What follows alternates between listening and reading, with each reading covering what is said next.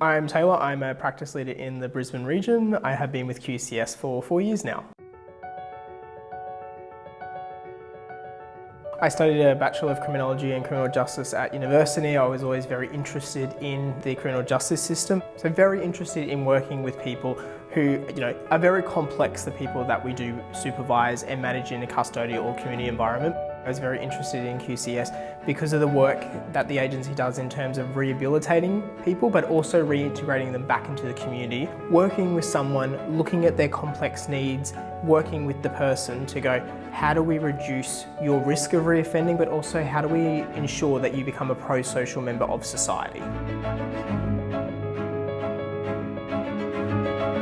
From the time I was in QCS, there wasn't any information or direction about how we can best support people who identify as LGBTIQ+ in community or in the custodial system.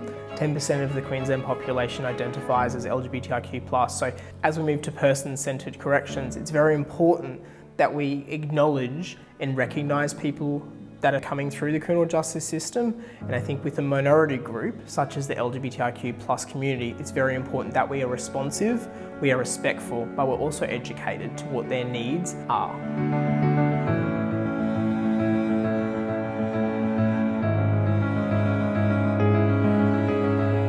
So from that, I developed the working with LGBTIQ+ individuals. That is a training that's available to QCS officers, so they can involve themselves and register for the training, and from that, they have a better awareness, understanding and knowledge of how to manage or supervise an LGBTIQ+ person in community or in a custodial environment.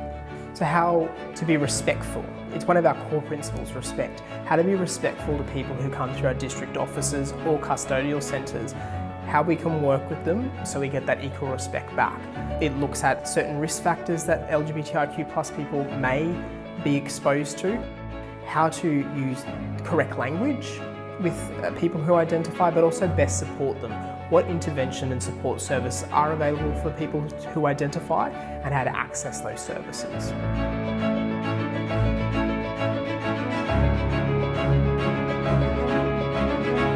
So initially when I was developing this training package, I was a community corrections officer, but now in my new role, I'm very fortunate to have the support of the Corrective Services Academy to help me develop and refine, but also deliver this to our whole agency.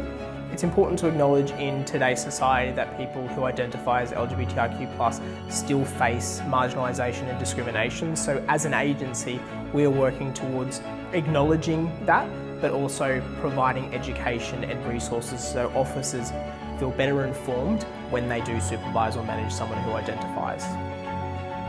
Corrections 2030 was an important strategic direction for our agency, and our 5 core principles were born from that. And I think when you think about our core principles, empowerment of staff, empowerment for people to bring their whole self to work is so important. Again, it goes back to diversity and visibility. How do we drive innovation without that?